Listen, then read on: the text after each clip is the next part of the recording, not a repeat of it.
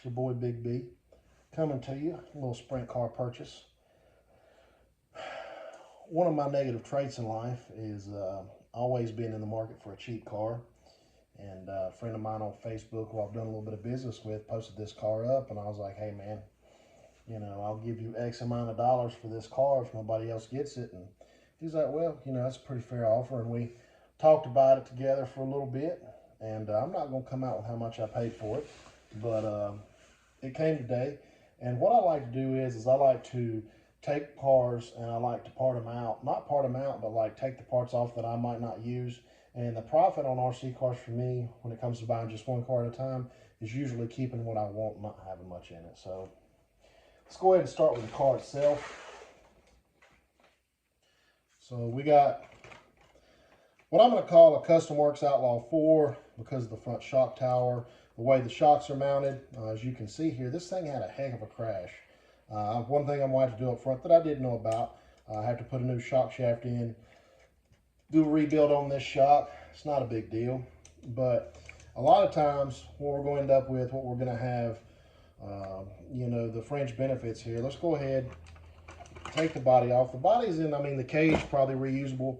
A cool thing about the cage is it's got a triple P clipless style cage. It's not completely clipless, but it only uses one body clip, and it's in pretty good shape. So, I don't really run other people's paint schemes, so it'd be something I'd rebody anyway. The hood's cracked, the tail tank's cracked, the front wing's trashed, but that's just something that comes with regular, normal wear and tear with cars. So let's take a quick look at this chassis. So this chassis is an Evolution 21 Triple P. So it's an older car, but once again, that doesn't matter to me. But let's take a look at the parts that this thing comes with. It comes with some 35-degree front kick-ups, small bore shocks. I like small bore shocks better than big bores. It's got the bell crank steering system. If I ended up keeping this car, I would end up converting it to direct steer. So the good news is that this Triple P chassis has the holes to direct mount the servo up front. It's got a Spectrum S6240 high-speed digital partial aluminum case servo. That's an $80 servo, brand new. I feel like I could probably get $30 or $40 out of it. I've got a brass mount, one brass mount on the servo. Usually whenever I get servos and parts like that, I only use one servo. I use a Reefs 299 LP, so I'll sell anything else. This will be a good sell to somebody maybe at the track that just needs something to use. One cool thing, this is a McLaren Max Pro speed control.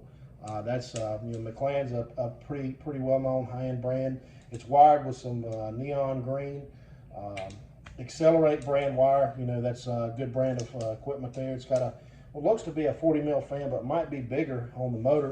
It's got a 7.5 turn LRP X22 modified motor on it. It's got a lay-down transmission, which is a good thing. It looks dirtier than it is. I can't really tell what kind of surface this thing was run on, but it looks like it might have had some additive. Some of the fasteners do have some rust on them. One thing that I do to all my Custom Works cars is I put aluminum hexes on the back, the clamping ones, and this has the 7 mil aluminum clamping hex hubs on it, which is a net plus for me. It's got the machined Delrin rear hubs on it. It's got a brass rear arm on the left rear.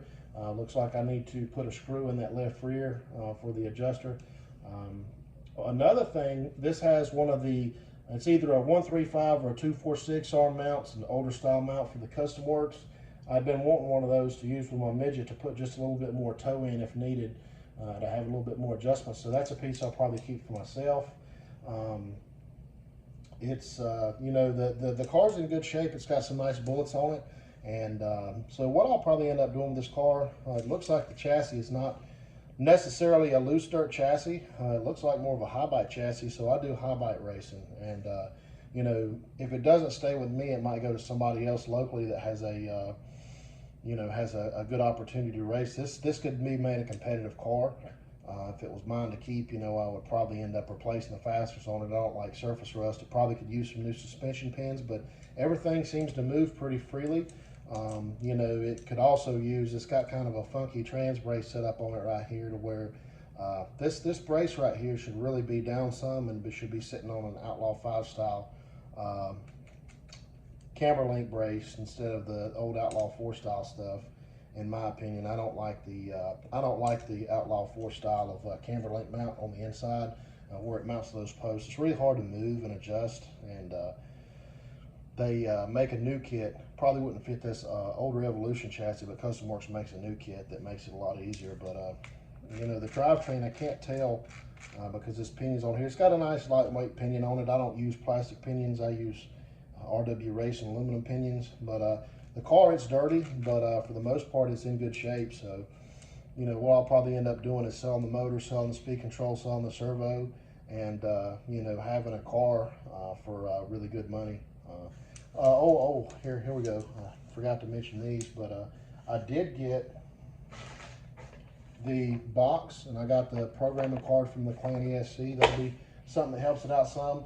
A set of ellipses. One of the fronts has got a slick part on it, so they're probably not going to be worth much.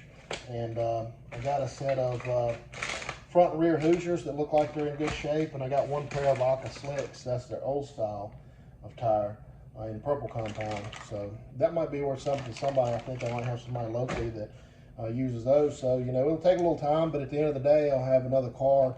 You know, hopefully at the end of the day, I'll have maybe, you know, $60, $80, $100 left with some labor in a car that is, you know, willing and able to be a competitive ride out here at my local track. So, cool.